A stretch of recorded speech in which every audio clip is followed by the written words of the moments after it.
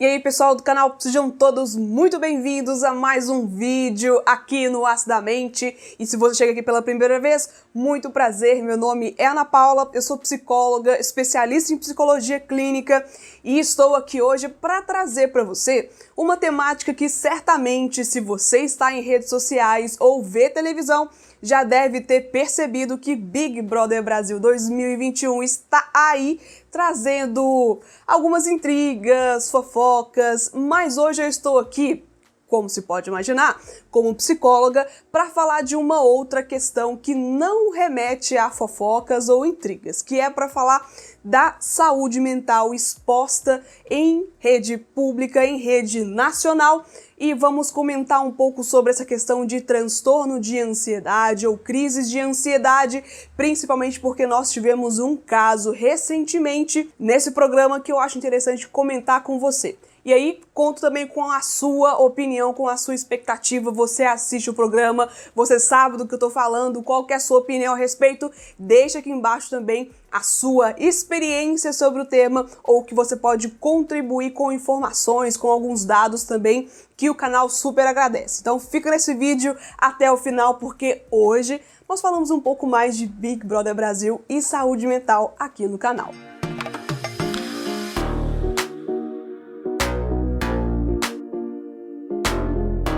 Recentemente no meu Instagram, que se você não me segue ainda, o link tá logo aqui embaixo ou vai aparecer aqui em cima, o indicativo de como você pode me encontrar nessa rede social, eu estava conversando naquelas caixinhas de perguntas que a gente pode abrir sobre Big Brother e sobre essa questão da ansiedade de algumas pessoas que ia começar o programa e me perguntaram se eu assisto ao programa. E eu falei que não, mas aí curiosamente, um pouco depois desse papo, surgiu algumas notícias que eu não pude deixar de ver.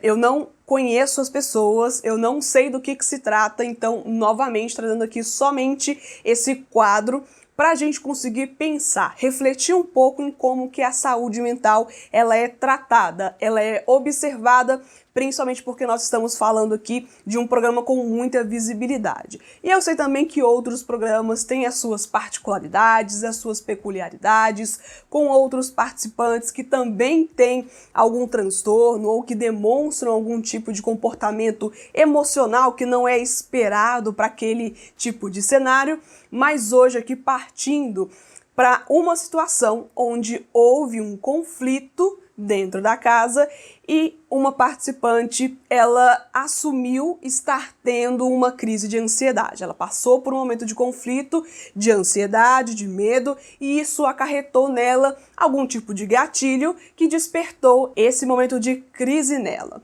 A questão não é nem se foi ansiedade, se não foi ansiedade, se é mentira, se é verdade, até porque não estou aqui para julgar isso, como eu falei, não conheço a moça, não conheço o caso, não conheço também o histórico psiquiátrico dela ou algo do tipo, mas me parece que houve ali aquele momento onde ela se sentiu naquele tremendo mal-estar que acabou gerando nessa crise de ansiedade. E o comentário principal aqui que eu tenho para fazer não é desse quadro, mas sim posteriormente houveram alguns comentários de outros participantes que juntos estavam comentando de uma forma jocosa sobre a forma dela se expressar, como que ela falou, como que ela se comportou durante aquele momento onde ela disse estar em crise de ansiedade. Gente,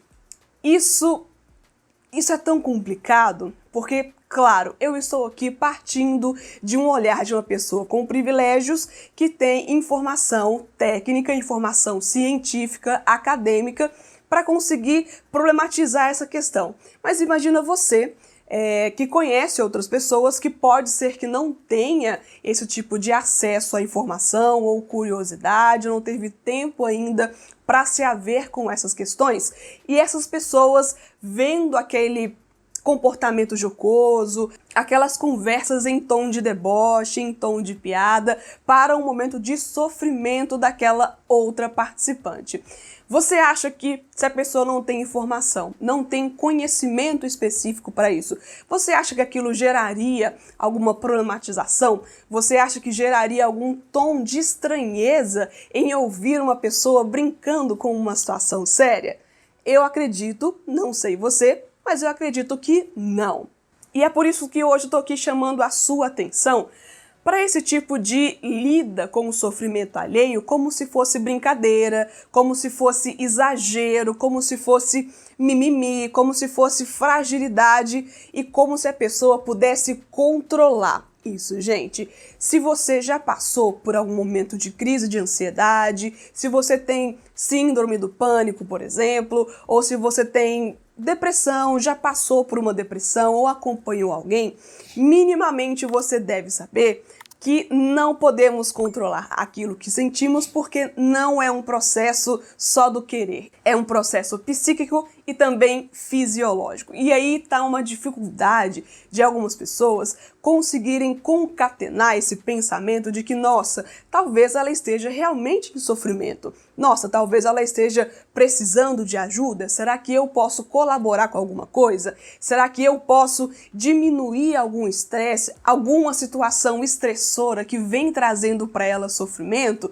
Eu sei que é difícil, muitas vezes, você conseguir se colocar no lugar da pessoa de uma forma empática, de uma forma carinhosa e gentil, a ponto de não apontar para ela como se ela estivesse sendo culpada, como se ela estivesse reagindo de uma forma exagerada, como se aquilo tudo fosse uma brincadeira, como se ela estivesse levando tudo para o lado pessoal, tudo para o lado exagerado. E, gente, não é assim. Quando você está passando por uma situação difícil, não fica muito mais fácil quando você tem alguém do seu lado para te apoiar? Eu já falei aqui no canal algumas vezes sobre a importância da rede de apoio, que não é só o psicólogo ou a psicóloga, psiquiatras, seja lá quem for, que for dar esse acompanhamento psicológico, emocional, não são somente os profissionais que serão convocados para ajudar o paciente, o cliente, o atendido, o usuário nesse processo difícil. Também é essencial, gente, essencial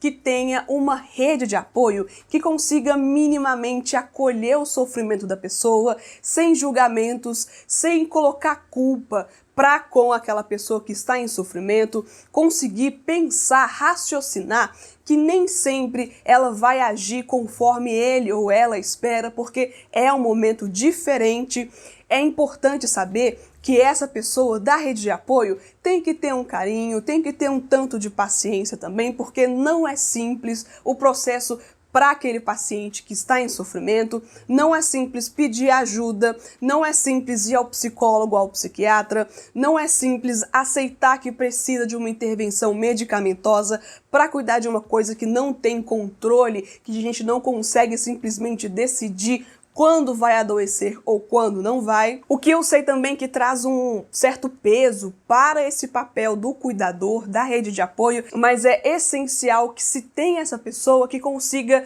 ajudar, que consiga acompanhar esse processo quando o profissional da psicologia, da psiquiatria não estiver presente. Então, novamente, não está aqui no meu papel tentar cancelar qualquer tipo de participante, criticando a forma com que eles agiram, com que eles pensaram, com que eles trataram esse caso. Eu não assisto o programa, eu li notícias, eu vi os vídeos desses momentos em específico, portanto, eu estou tirando aqui uma história de um contexto para trazer para você um objeto de reflexão, um objeto de pensamento, que se você estiver passando pela situação, por exemplo, de estar lidando com alguém que está em sofrimento, quem sabe você não pode repensar a sua forma de lidar com essa pessoa? Quem sabe você não pode verificar algo que acontece no seu dia a dia, na televisão, e a partir daquilo se reconhecer, tanto como a moça que sofreu aquele momento de ansiedade, para você procurar ajuda, para procurar uma rede de apoio, para conseguir aceitar e lidar melhor com as suas limitações, ou se você for aquele outro público que brincou, que jocou um pouco com aquela situação ou um tanto com a situação e se perceber em um lugar de pessoa que pode ajudar ao invés de atrapalhar, que pode dar um apoio ao invés de rir da pessoa, que pode fornecer um espaço de escuta ao invés de caçoar e falar que aquilo é brincadeira, que é exagerado, que foi só uma piadinha e que não é nada daquilo que a pessoa está pensando, porque esse posicionamento só atrapalha, não ajuda em nada. E se você soubesse o tanto que o seu apoio, o tanto que a sua posição de carinho, ou pelo menos de silêncio e de respeito frente ao sofrimento de uma outra pessoa pode ajudar, certamente você não faria o contrário, pelo menos pensando em uma concepção de uma pessoa que se preocupa com o próximo. E aí nisso, não tente também ir com pedras, ir com julgamentos para pessoas que não conseguem ajudar ao próximo, porque, como eu falei no começo, pode ser falta de informação, pode ser falta de um senso crítico, pode ser que esse tipo de reflexão nunca chegou até a pessoa, ou pode ser que ele aprendeu junto com essa sociedade brasileira que tem muita dificuldade em lidar com questões de saúde mental, com sofrimento psíquico, que aprendeu com esse contexto a lidar de uma forma diferente, de uma forma agressiva, brincalhona, como se não fosse uma coisa a ser levada a sério, porque nosso país é um dos que menos leva a sério, tanto em questões de políticas públicas, acessibilidade a serviços, mas também a questão dos preconceitos, desse estigma social que atrapalha bastante a quem precisa de fato buscar ajuda, falta de apoio familiar, falta de apoio dos amigos também, ou até das empresas, quando as empresas percebem que seus funcionários estão em sofrimento, ao invés de ajudar, vai lá e tenta colocar mais pressão, a dar um choque de motivação, como se a pessoa estivesse precisando de motivação e não de uma ajuda técnica especializada. O Brasil é um dos países que mais consome medicamentos para dormir, medicamentos para controle de ansiedade. Trazendo aqui uma informação para vocês, de acordo com a OMS, Organização Mundial da Saúde, aqui no Brasil, pelo menos 18,6 milhões de brasileiros sofrem com um transtorno de ansiedade. Isso é 9% da população do nosso país. Gente, é muita coisa. São muitas pessoas que estão passando por dificuldades e que muitas vezes nem sabe, e aí, durante toda essa doma, essa bolha que a pessoa vive, não chega informação, chega essas piadinhas, através da internet, através da televisão, com esse tipo de comentário jocoso, sem nenhum tipo de preocupação com o outro, ou sem uma empatia, só na questão da brincadeira, só para gerar entretenimento para as pessoas que estão ali, e aí gira em torno da pessoa essa falta de acessibilidade, ela fica sofrendo sem saber, sem conhecimento, e aí fica a vida inteira nesse ciclo, achando que é normal, achando que é aquilo mesmo e que não tem nada que ser feito. Porque, sim, tem muita coisa que pode ser feita e a pessoa não precisa de sofrer sozinha.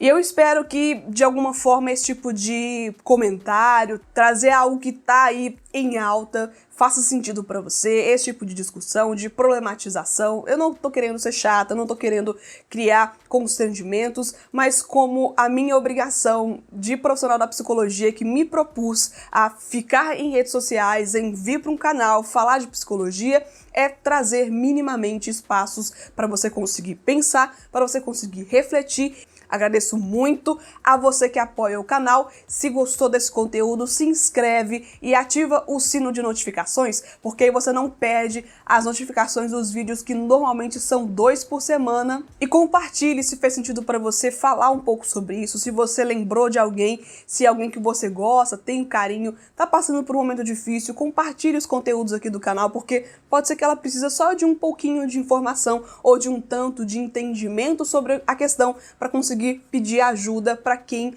pode ajudar de fato, para profissionais de qualidade e que se empenham em prestar um bom serviço para esse tipo de paciente. Obrigada para você que prestigiou o conteúdo e ficou aqui até o final, e até o próximo vídeo aqui no Astamente. Tchau, pessoal!